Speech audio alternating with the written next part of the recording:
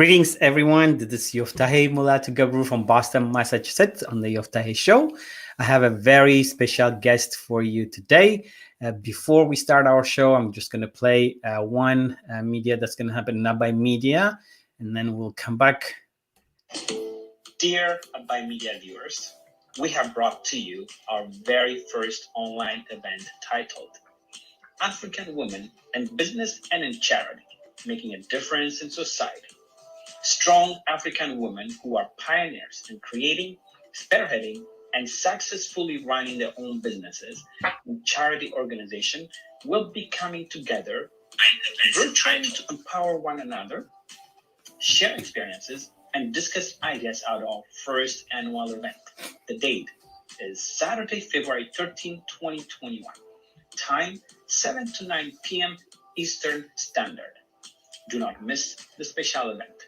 Click the link below or go to http://eventbrite.com/e/1347-18469-569 to register and reserve your seat.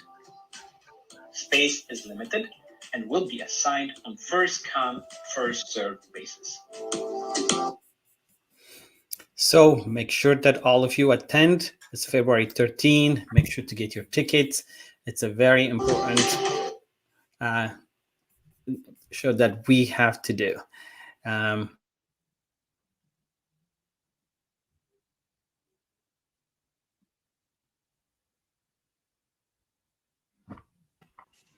Tonight, I'm bringing you Kokeb. We're going to talk more about it. Tonight, we're going to talk about reflexes.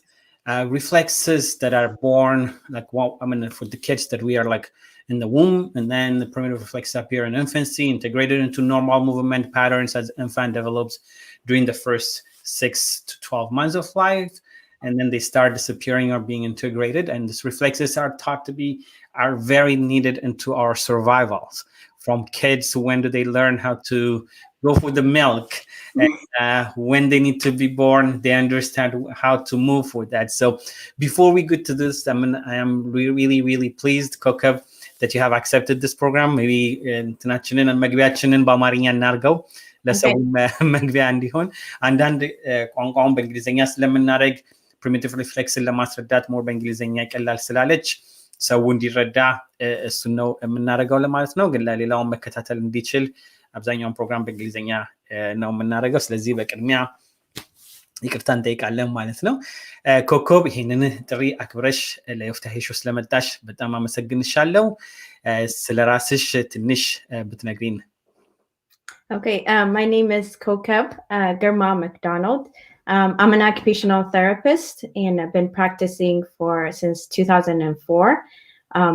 I primarily work with kids, and I worked in school districts and clinics and in the home setting. And I've been practicing, since 2004. And about 2012 is when I started seeing my own, created my own practice, Polaris Therapy, and start seeing my own clients. Thank you. And you are also an author. You have like 2 books that we're going to be discussing today. Yes, so I'm an author. And you have online classes also that you do provide. So we'll talk about all of that. Yes. So you're all in for a treat tonight. So we'll get into it. So before I get started, so talking about as a physical therapist, you say you're a physical therapist or occupational therapist? Occupational therapist. So what is an occupational therapy? So an occupational therapist, it's a very broad field, but as an OT, we call it short for OT, we focus on our clients' activity of daily living, and we help our clients to be more independent in their own activity. It can be from waking up in the morning all the way to going to bed. So imagine all the activities that you do, going to work and getting yourself up, dressing, to being able to function at work and taking care of your life. So it's very broad. So most of us specialize in different settings, OTs will work in the pediatric settings. Our focus is mainly the child. So the child's occupation would be going to school and play and self-care. So usually that's when we come in. If the child has disability, we'd be able to come and assess and find out why is the child not independent, what is the delay. So anything that affects occupation or performance, learning, and access to school, access to the playground, access to social skills, everything we cover. Thank you. And usually OTs work only on their own offices, or they work in hospitals? Where do they work? Like, where do we find OTs? We work in every settings in a sense. We work in school settings because that's where the child is. We work in homes, and we work in clinics, and we also work in hospitals and acute settings, like the ones that we work in acute settings that you find them, like even if it's they have in cancer units or any kind of acute settings, they work there, like injuries or any kind of spinal cord injury, a burn unit. Like you find OTs working with kids in any kind of settings. I specialize mainly on the school settings and home. And yeah, those are the main ones I work on in the clinic settings. Thank you. So before we get started about pretty much the books itself, what does it take? So if I can ask you, in order for some kids who are watching right now going to college, and if they decide to be an occupational therapist, what is the process for them to be able to do what you do? Right now, it's a master's program, and they will have to have a bachelor's, and they are required to do, I believe, about 100 hours of I think voluntary units, or working under another occupational therapist. So they kind of get an idea. So they will need to do that, and they have to have the bachelor's in order to sign up for the master's program. And after that, they will have about 6 months of field work they will need to do and sit for the national exam. And they'll have to pass that in order to get licensing. Okay. So let's start with the wording itself, because we're going to be talking about primitive reflexes. So let's break down what those mean. So if we can start first, primitive reflexes, what do they mean? What does that mean? Okay, so again, I wrote about this primitive reflexes, and I'm writing a series of these books, actually. I wrote 2, and then there's several more that I'm writing. Primitive reflexes are these involuntary movement patterns that we are wired, and think of it as coded in us in the womb before pre-birth, and the infant is born with it, and are present throughout the first infancy, the first year, first few months to a year or more, for the infant to survive. So we need to see these reflexes present, and these are the reflexes that helps the infant to survive. It starts from the rooting reflex, where the child, you stroke them, their cheek, and they turn and they latch on a breast, and they learn to suck and swallow. That's a reflex. There's the moral reflex, helps the child to take the first breath that's necessary for the reflex. And it also helps with survival reflex, danger, even in the womb, that when they did ultrasound, they see these reflexes active, the infant or the fetus will shy away from a loud noise. It protects itself. We need to see that. We have these reflexes that need to be present even to have a healthy birthing process, that we see these reflexes. And once the infant comes out, there's born, we see these reflexes present for several months. And we need to see these reflexes because those are the reflexes that helps the child to move and interact and make sense of the world, because the infant at that time is not conscious. They're not using their conscious brain.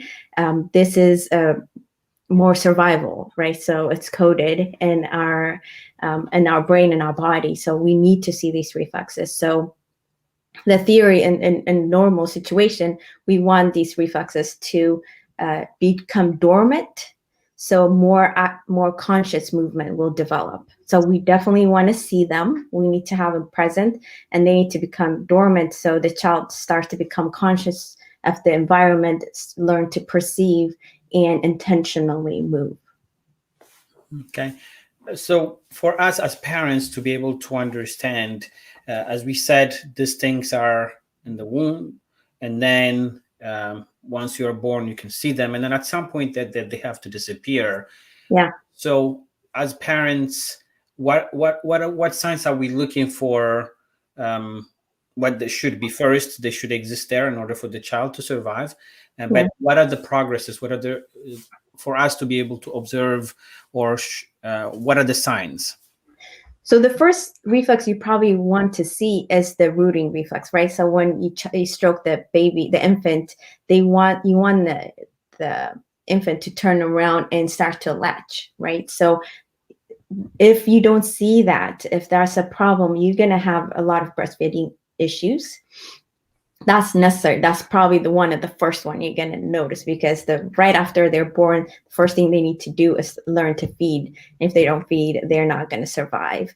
There's also doctors actually check for the motor reflex. They will grab them and do a slightly drop the child, like the head to go backwards, to see if the infant is startled, and then brings the body. That is the motor reflex, which, by the way, that is this book, right? I talk a lot about that on the motor reflex, which is necessary for the infant's survival. So we want to see that. So the doctor, during the doctor visit, they will check different reflexes. And another one you want to see is if they're going to grab, like you put your hand on their palm, right away they grab you, and literally infants, you can actually pick them. They look like they're strong, but actually that is a reflex. You want to see that. And there's several reflexes you wanted to see. And as they develop, my advice for parents is you want to see the natural milestone to start to develop. Like you want them to start reaching, you want them to roll, you want to like make noises on one side or the other, see whether or not the child is going to respond, right? So that is the motor reflex is connected to our auditory. So you want to see that they're responsive to all that. Okay. You just mentioned something, like, because sometimes you would see like a challenge parents doing this, taking their kids and then having them hold something, see if they can hold their bodies. So you're saying that part on holding strong has nothing to do with being strong. Is it just a reflex that for survival, they know they have to hold on, latch onto something? With infants, when you see an infant, with the little infants, if you put your fingers right in their palm, they literally will grab, and then you can lift them. That's strong, because it's not conscious. They can't let go, because you have triggered the reflex, and they're just gonna grab. And for you to get your finger out, like you've been a parent, right? Like you have to pull your fingers out, because they're not going to consciously open their hands, because you have triggered the reflex. They're going to hold on. The same with if you put something in their mouth, they're going to keep sucking. They're not going to stop, right? So that's what you want to look at. That's why we want to see those reflexes to be present at the beginning. But when they're not dormant, if the body continues to do that, or partially continues to do that, that's when you see a lot of problems later on. Like for all kids always putting something in their mouth, always sucking out things, always, that should have been dormant and not being controlled by the reflex. Okay, so those are the things as therapists that we're looking to see. What are the reflexes are still present in the body and taking over of learning, perception, and movement, and independent skill. Thank you. For the viewers that have joined, you're watching the Yoftahe Show. We are live on YouTube and Facebook. Please make sure to share, comment. We'll answer some of the questions more at the end. So please make sure to share with your friends and invite your families. So we described what reflex means, primitive reflex, but with the word integration, so that we have an understanding, what does integration means? Integration, the simplest way to explain integration is when the reflex becomes dormant. It doesn't go away. Okay, so what you want, think of the reflex being involuntary movement, and when we say the reflex is being integrated in the body is when the child is no longer being controlled by the reflex, meaning that the child, let's say by 4 months, I will stroke the child's palm and he does not grab my hand. Right. So there's no more trigger there's no more trigger to the reflex. The reflex is dormant now. He can open and close his hand whether or not there's something in his hand. That is integration. So you want the reflex present and become dormant. So usually what happens, for instance, with adults when they have stroke, you see these reflexes come up. That's why you see these movements that they cannot control when they have brain injury, because we're going back all the way down to the reflexes, the primitive reflexes. So when they do rehabilitation, there's OTs and PTs that work with them. They get them to relearn walking. They learn again to crawl again. They move again, to use the open and close their hand again, because with brain injury, they go all the way back to the beginning, you see. So we want to see these reflexes to not control the movement and the perception of the child. Okay, so I think you answered my next question. It's like they may come back like with some kind of injuries that they may come back, that we may be able to catch them. So that's a good point to do. Are there any kind of reflexes that need to survive or should stay with us, or what we call our primitive reflexes should disappear by year 1 or so? So there are reflexes that we need to have for survival, right? So there's the head writing reflex, right? So there are other reflexes. We're filled with a lot of reflexes that we cannot control, right? So the body needs to function and to survive. So we need that. We need our body to do that. Certain reflexes, they need to be dormant, and certain reflexes we need to have, like a postural reflex, right? So balance and being able to write my balance myself and my and gravity, right? So all of that we want to see.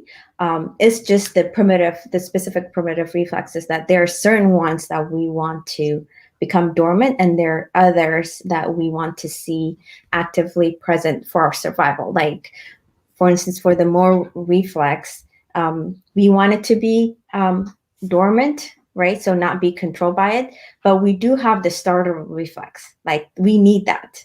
It's our fight or flight reflex, right? If you don't have that, somebody's chasing you, you're not going to respond. Like a dog is barking or a car is honking. Okay, your natural is like protect yourself. So you need to have that. So it can be one or the other. Like, there are times like the kids, these reflexes are not even presenting, whether some kind of issue or damage, that you might not even see that. So the child might not be aware of danger. So we don't want that either. And at the same time, we don't want our kids to be hypersensitive and always on guard. Yeah. Right? So I was going to share quickly before we go on deeper. You have 2 books that you wrote. So one is called Integrating Primitive Reflexes, the yellow book, and Integrating Primitive Play and Exercise. So what? So the first one is that's why I'm thinking about changing the title. I realized that it's not, the first one is, the yellow one is for the moral reflex. It's, I think, in small fonts that we need to change that. The first one, we talked in depth about the moral reflex, and the second one, the blue one, is on the asymmetrical tonic neck reflex. So 2 different reflexes. Okay, so let's talk a little bit. I mean, before we get deep, what made you? Why did you decide? I mean, I know you've been an occupational therapist for 15 years. So when did you decide? When was the first book came out? what made you decide, okay, it's time for me to write a book? Well, I wanted this kind of tool when I was in the school district and working, and I'm always honestly looking for somebody needs to do this, like I'm always researching, hoping somebody would have created something like this for me to use. So that didn't happen. But I think when I became a mom myself, and I realized, like, in order to get my kids need to have their reflexes integrated. They both have vision issues that we work on. We see a vision therapist. They have retained reflexes split in their body as well. Because I had C-section kids, by the way. And when you do have C-section and emergency C-section and that kind of trauma in the body, it does affect reflexes, right? Retention. So anyway, so I needed that, and seeing that I needed activities that are quick and fast, and also help with the integration process made me wanted to write it, because I realized even though I'm trained, I know all these treatments to do, it was difficult to get my kids to cooperate at home. It was not fun enough. Right. So I only have about 10 minutes of attention to deal with, and it was frustrating. So I think it created seeing like, okay, as a therapist, I know, but it's not the homeworks I was giving parents. I realized it was overwhelming. And the best results that I've gotten with my clients is when I can give them assignments that they can duplicate and what I'm doing, and their child develop way faster. If I can teach them, if I can give the knowledge that I have to them, and then they can do it at home, we get results way faster than we would in a month. Like we get results in a week that we would do in a month. So I wanted to create something for parents and make this work very accessible, which I feel like is not accessible right now, but we're making it accessible right now. So pretty much you wrote this book just for yourself, like 15 years ago, whatever that you thought you needed and then you wish you had at that moment. I think from what I have seen, it's not only for parents, but for occupational therapists that are starting, if they have some kind of guide to interact between parents, schools, and things like that. So with that question, pretty much, if I can ask you, who is this book? Who are both of them? We will discuss them a little bit further. Who are these books made for? I originally wrote it for therapists to use with their clients, and for the therapists to use it to train their parents or their clients. So it's like threefold. So I used it for just a busy therapist to grab it, use it, and in a short amount of time create a treatment plan that works and know exactly what exercise they're doing, what they're targeting, and at the same time know exactly how to do a home plan for the parents. So a parent can just pick it up and use it as a supplement at home while they're getting services for the therapist, and also for teachers. I think there's a lot of teachers now, they want to do movement break and activities in the school because they see that they get a lot of results if their kids are moving, not sitting. So having a purposeful and a therapeutic activity that will help them so they can easily use these activities. And the illustration, I had like one of the best illustrator work on these. I wanted the illustration to be like almost, that's what I told them. Like, I want the illustration. I want the nonverbal kid to look at the illustration and understand what they need to do. Because some of the kids that we work with are not nonverbal and we don't have a lot of attention. So I want to be able to show them a picture. So the way the first one, like I had a 4 and 6 year old. So I show my kids, my 4-year-old, and I ask them, what is this? If they can do the exercise for me, that's how the pictures passed. Like they were my test subject. Like if my 4-year-old can understand this picture, and then all I need to show is like what this, and they'll name it for me, and we're good. That's good. I mean, that's like you said. I mean, it was tested. So when you brought it to the public, you knew it was already tested, and the best testers. So let's talk a little bit. Go deep on the first book.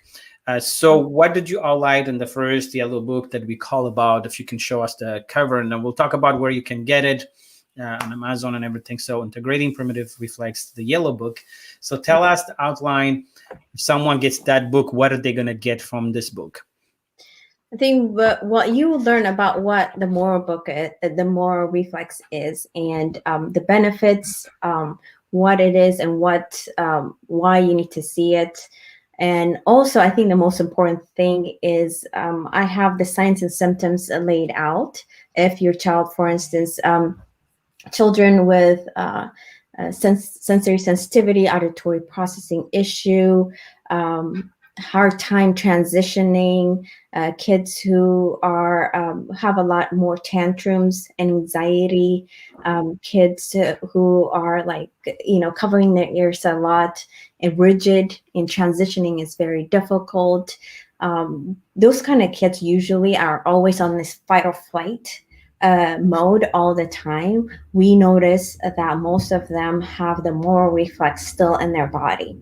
So usually we misdiagnose them or mislabel them, thinking it's a behavior thing, when in fact is actually a physiological thing, right? So they cannot help it, right? So it becomes a behavior thing later, because when the child cannot make sense of the environment, everything is coming in one station, right? So they cannot determine where their body is at.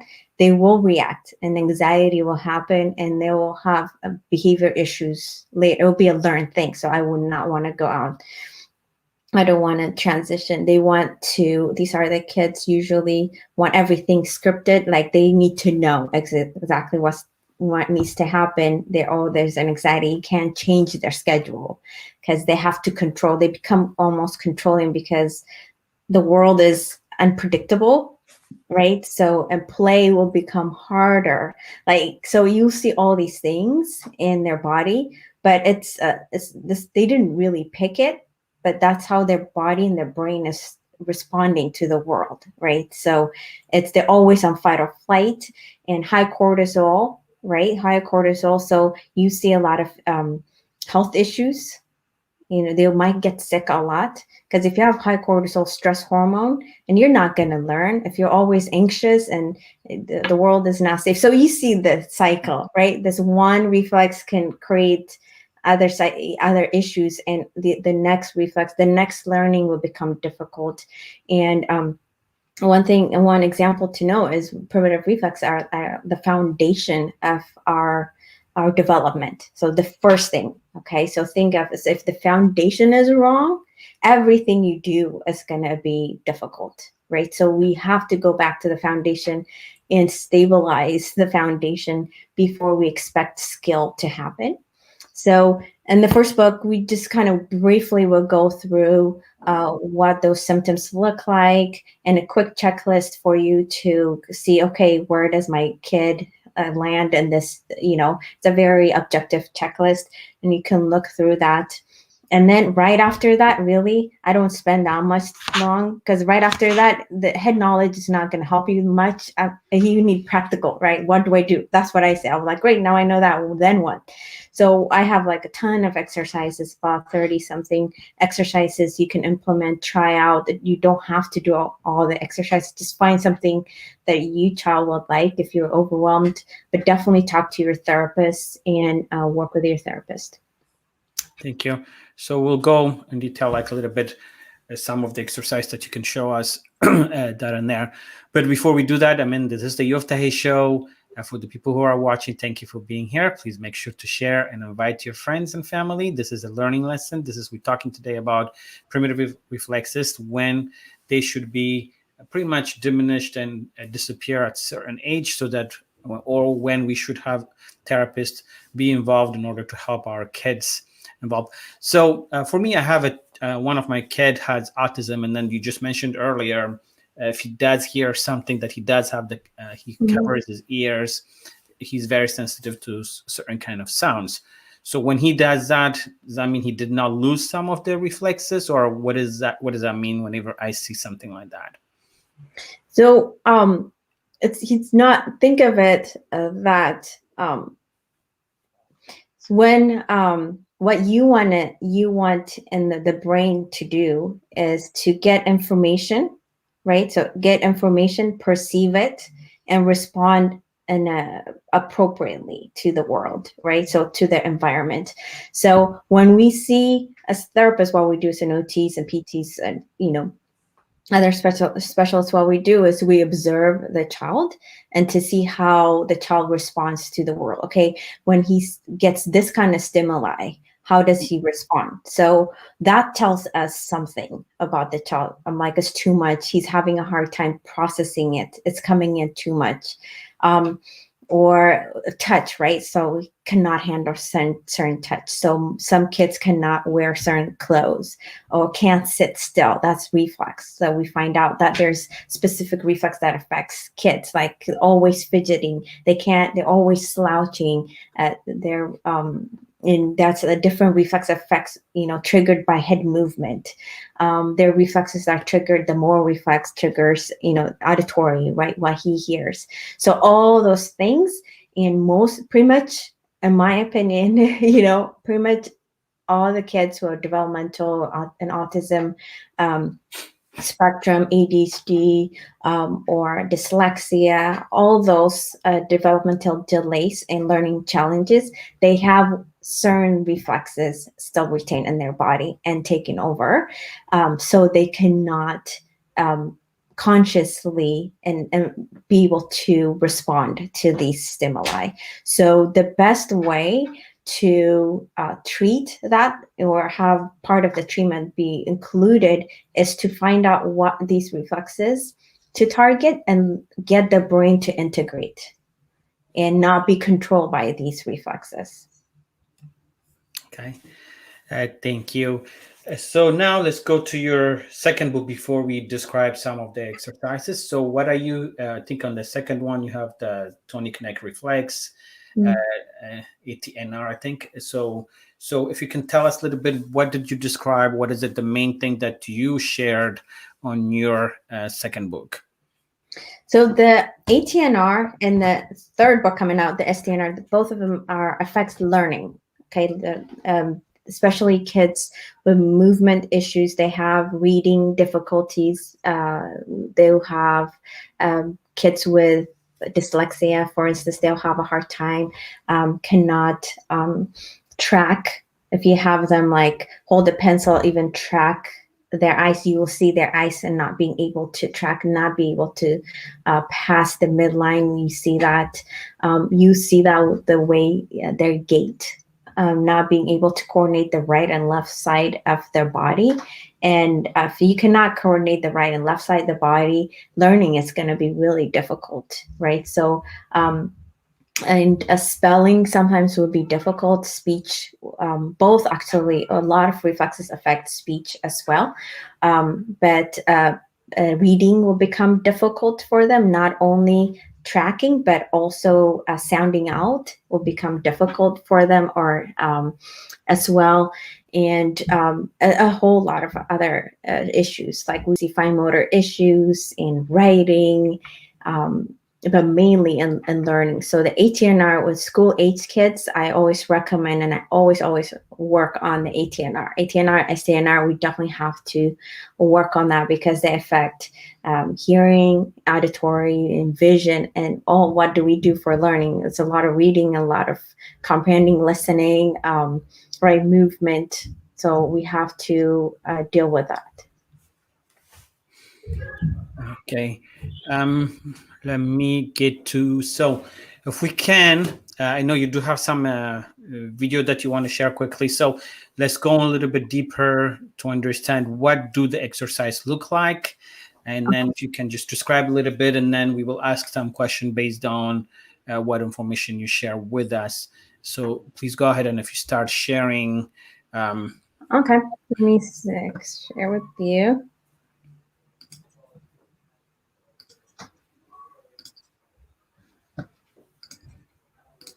Let me know when you see it.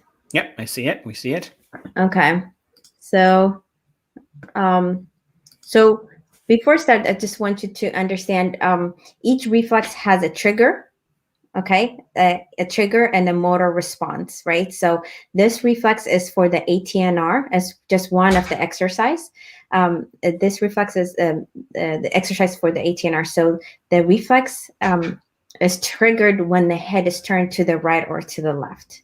So in this exercise, what I'm having the child do is doing a plank with the head, with his head turned. And what I want to see is, like, he's a very strong boy here, but what I want to see is when his head is turned. Usually with my kids, I have their knees down because most kids would not be able to do this for me, but we've been working on for a while. So when his head turned to one side, I want to make sure that the left side of the body is straight. Usually what the trick with the ATNR, what it makes the body do is bend the opposite side. So the knees will bend, the elbows will bend. So when we're starting to integrate, as we get the body to go in and out of the reflex and ask the body to not be controlled by the reflex. I hope that makes sense. Okay. So I'm having him turn to right or to the left and making sure that his body, the elbow, that's what I'm looking for. I want his head to turn to the right and to the left, and make sure that his body stays. But you can see a little bit of turning. But again, he's going to need core strength and everything here. So we hold it for about 10 seconds and we can move on. If the child cannot do this, we do different exercises. We do one for doing a wall push-up. Here I have him do similar, but not too much weight, right? So we practice just a normal wall push-up, and then I have him turn towards me, and you see immediately the right side collapses, and then there you go. Now he's fixing it. Now I was verbally telling him to fix it because we've been working on, so he knows. But in order to integrate it, he has to go in and out of the reflex and not being controlled by the reflex.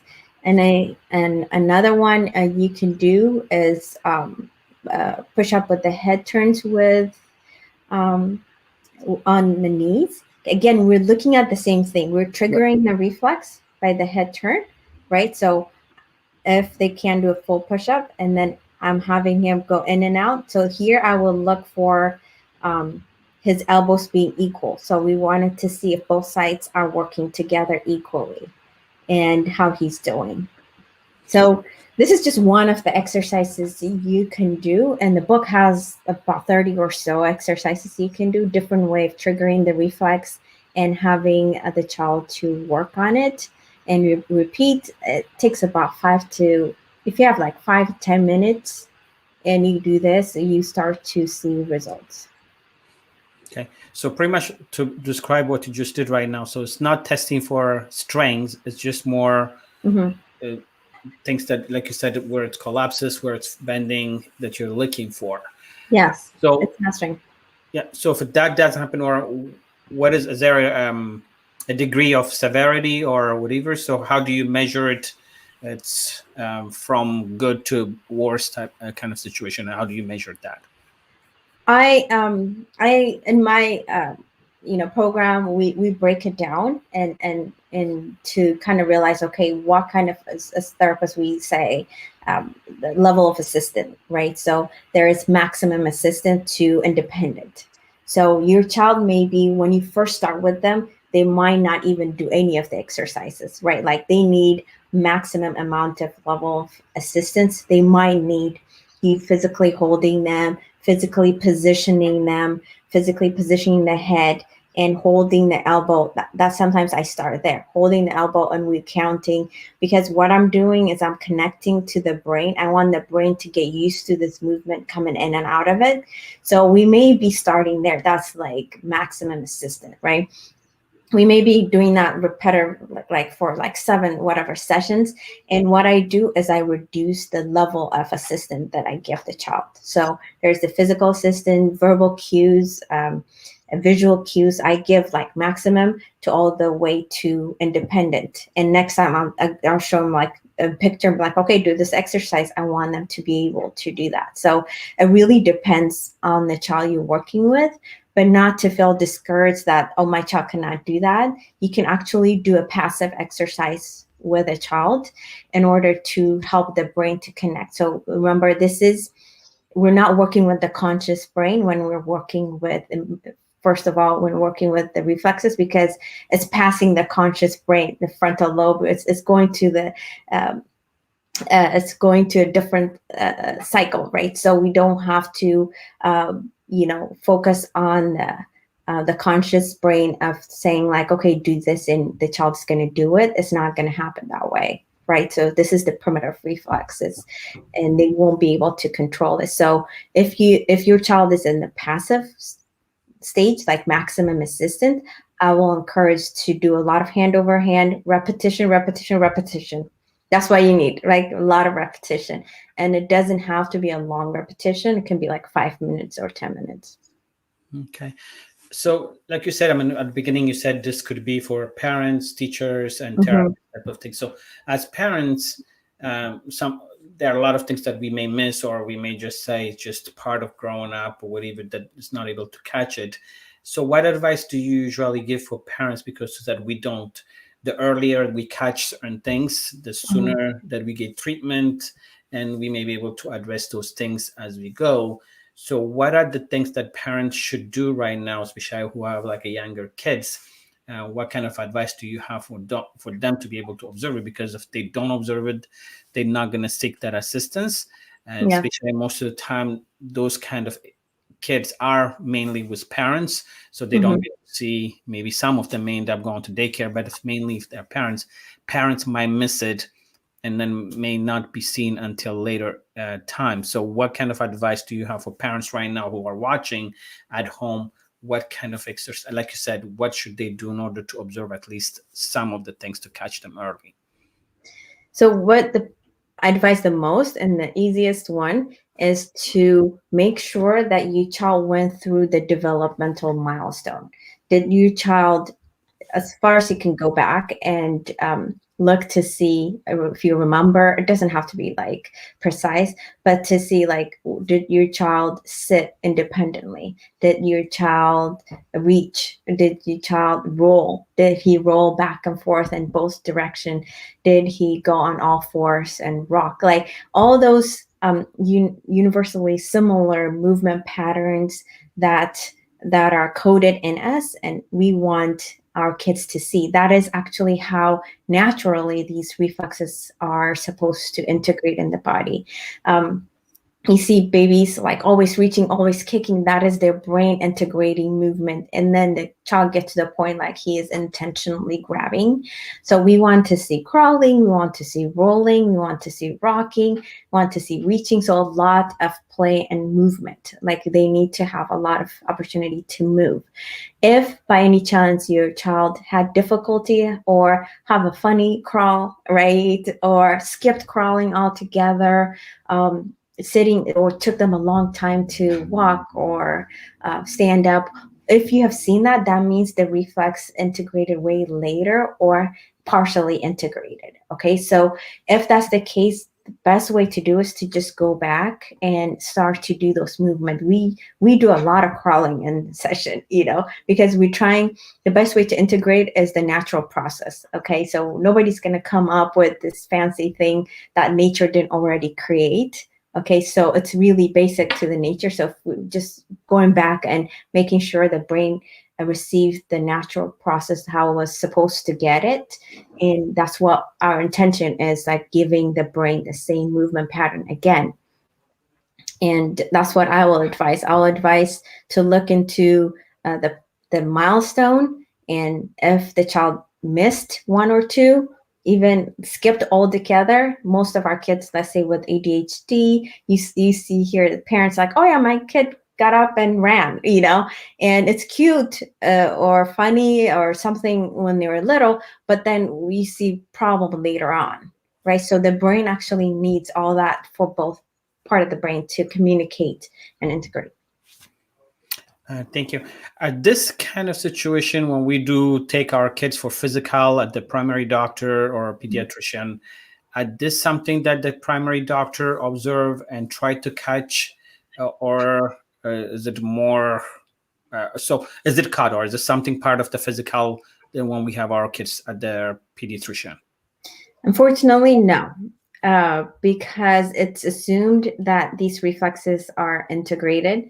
I didn't learn about this until several years after I became a therapist, and even feeling like I'm missing something. A lot of us felt like, okay, I'm missing something. There's something we're missing, we're not addressing, and realizing, okay, what is beneath that? What is beneath that? Why can't this kid learn a skill easily? Is that I even got into this work and learn a lot about reflexes. So it's kind of assumed by 3 or 4 months these reflexes are integrated and we kind of move on. So unfortunately not. So you're going to need to find a therapist who's an expert on that. I say just buy these books and learn. And when you're working with a therapist, actually ask them, because you bringing it up to your therapist will make the therapist think about it and research. And if your therapist know more about it, it's going to be better for you because they will start to address it. And now more and more people are finding about it, which is great.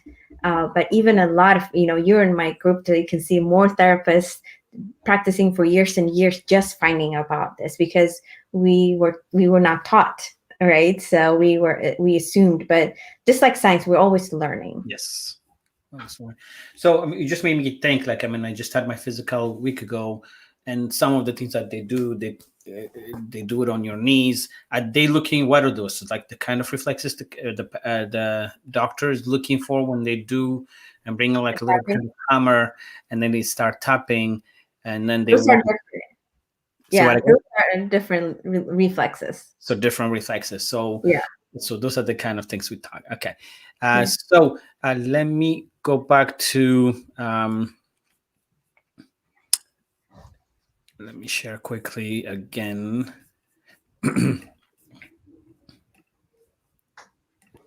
So you have wrote 2 of these books, and then where can they find, for people who want to get these books, where can they find them? So the easiest one is you can find them on Amazon. And then if you go to some bookstore and online, you can order some of them. They're both available to be ordered for the paperback, especially if you're not in the States. You can order them in the bookstores. You can find them. The best one is to get it on Amazon. We have both the Kindle version and the paperback version on there, so you can get it there. And if you definitely wanted to know a little bit more and be part of if you're on Facebook, we have a Facebook group that you can join, and it's free for everybody to join and learn more about primitive reflexes, get a lot of information, and learn.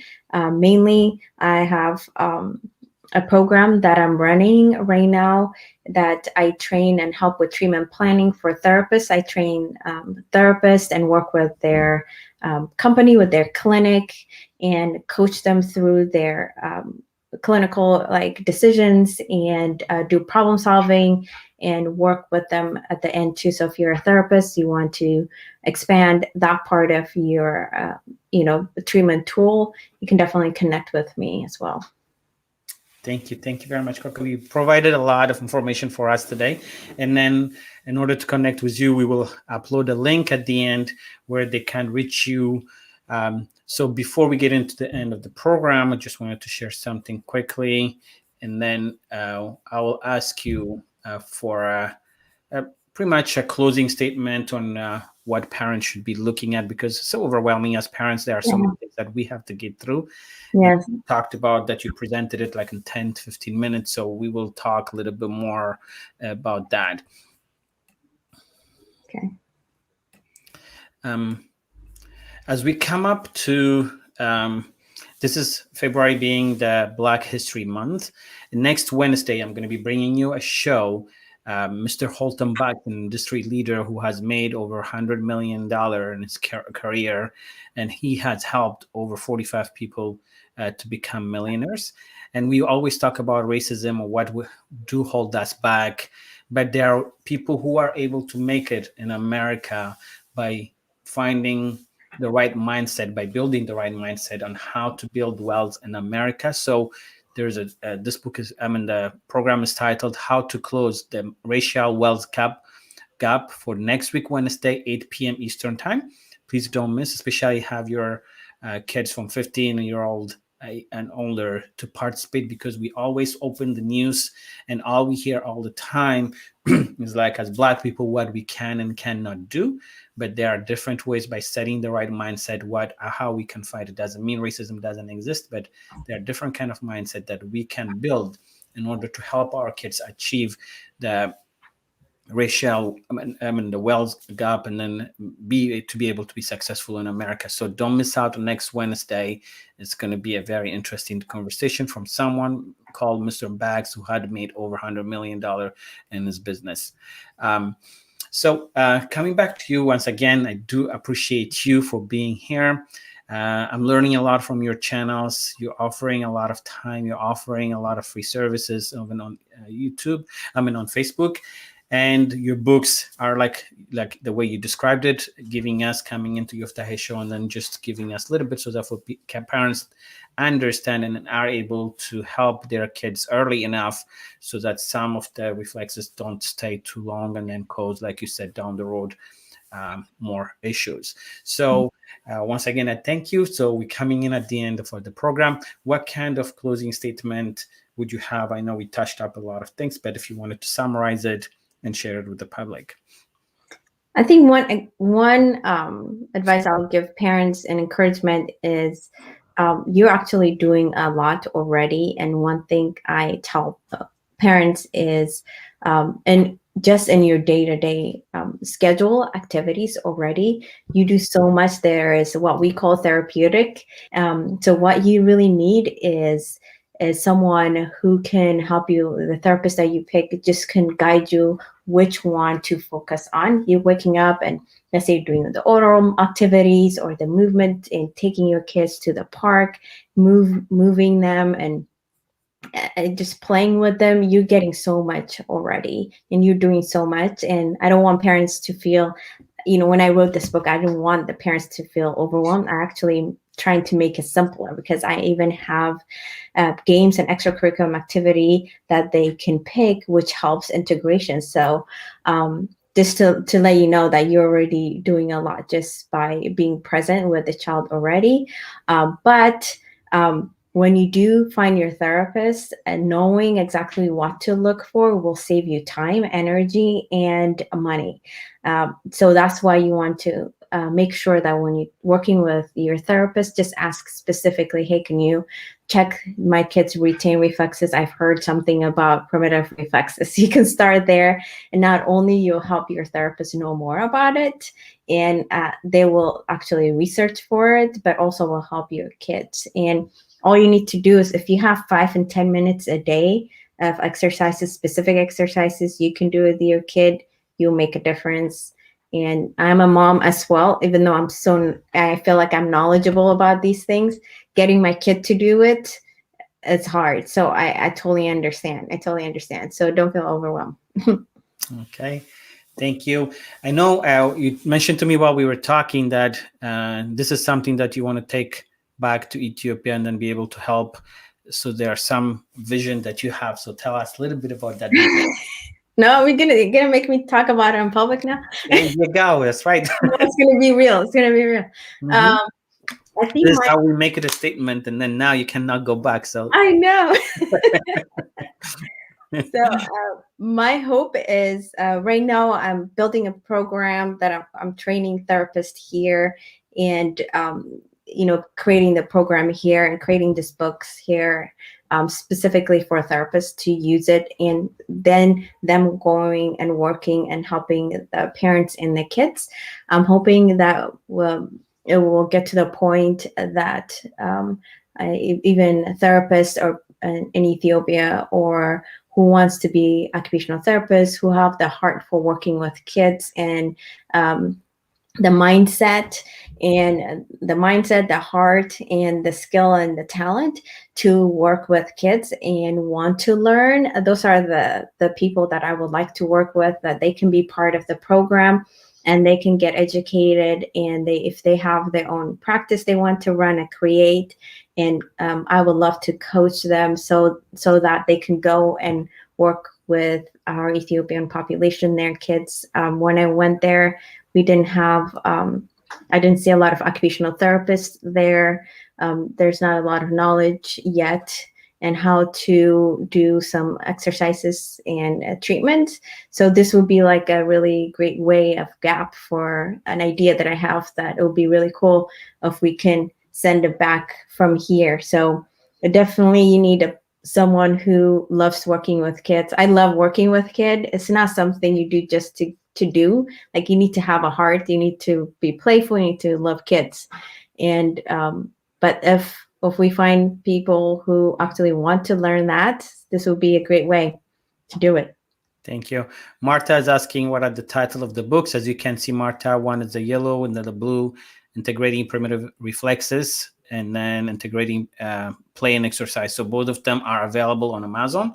You'll be able to get it from there. The first one, that's why I can't say. The first one is for the moral reflex, and the subtitle one, it says An Interactive Guide to the Moral Reflex, and the other one is An Interactive Guide to the Asymmetrical Tonic Neck Reflex. I need to flip it next time. Thank you. And then Sarah is saying CDC has child development milestones births through 5 years of age. Info families would like to learn about child development. Thank you very much, Sarah. Sarah has been helping a lot of people in the Boston area by creating Group for Autism and how parents can interact. So thank you, Sarah, for everything that you do. So our viewers, we are coming to our end of the show. Once again, Kokeb, I cannot thank you enough. This has been a very informative session. A lot of time that we do miss it. And then once again, now you made a statement, because at the end of the day, it's not about አብሮ መብላት ብቻ ሳይሆን አብሮ መስራት ነውና ወደ ሀገራችን ደግሞ ይህንንም ፕሮግራም ይዘሽ መሄድ የምትችልበትን መንገድ ለመፍጠር ሁላችንም እንግዲህ አብረንሽ እንደምንሰራ ቃል እንገባለን ማለት ነው። ዶክተሮች ስላሉ እንዳልኩሽ የኢትዮጵያ አሜሪካን ዶክተሮችን ባለፈው ፕሮግራም ላይ አምጥቻቸው ነበር። ሌሎች አሉና አብሮ መስራት የሚቻልበትን መንገድ እንግዲህ we're going to hold you accountable። እኛም ደግሞ በሚቻለን መንገድ አብረንሽ እንደምንሰራ ነው እንግዲህ ቃል የምንገባው ማለት ነው። Once again, I want to bring up this very, very important program for next week, Wednesday, same time, 8 p.m. to celebrate Black History Month, instead of just talking only how far we have, that we cannot succeed in America, but how far we can go. And I'm going to bring you a very successful, humble person named Mr. Bucks, that he has made over $100 million in the industry, and he's going to be able to teach us the mindset that we need to have in order to be successful in America. This is something that we need to teach our kids. So hoping that a lot of people will be joining and then having our kids join. Once again, this is Yoftahe Mulatu Gebru. በሀገራችን ያለው ሁኔታ ሁሌ እያዘንኩን ያለሁት አብረን በመስራት ሀገራችንን ማንቃት እንችላለን። ሰውም ደግሞ ከጥላቻ አልፎ አብሮ መስራት የሚችልበትን መንገድ አብረን እንድንሰራ ጸሎቴ ነው። ኢትዮጵያ አሁን ባለችበት ሁኔታ በጣም ችግር ላይ ነው ያለነው እና በመሳደብ እና በመጣላት አይደለም የምናቀናው። ለሌላው ሰው ምን ማድረግ አለብኝ ከማለት ከራሳችን ጀምረን በመቆጠብ ፌስቡክ ላይ ሄዶ ዩቲዩብ ላይ ሄዶ የተለያየ ነገር ላይ በመሳደብ አይደለም አገር የሚቀናው። ባካችሁ ወላጆችንም ደግሞ የምጠይቀው ነገር ቢኖር ፍቅር እንጂ ጥላቻን አናስተምር ለልጆቻችን። ምንም የሚጠቅም የምናወርሳቸው ጥሩ ነገር እያወረስን አይደለምና እሱንም ፓርት እንድናስተካክል በዚሁ ደግሞ እጠይቃለሁ፣ እለምናለሁ። እስከሚቀጥለው ፕሮግራም እስከምንገናኝ ድረስ Yoftahe Mulatu Gebru ነኝ። ኮከብም እግዚአብሔር ይባርክሽ። ከልጅም ጊዜ ወስደሽ ይሄንን አክብረሽ ስለመጣሽ እግዚአብሔር ይባርክልኝ እላለሁ። የሚቀጥለው ፕሮግራም እስከምንገናኝ ደህና ሰንብቱ። እግዚአብሔር ይባርካችሁ። Goodbye.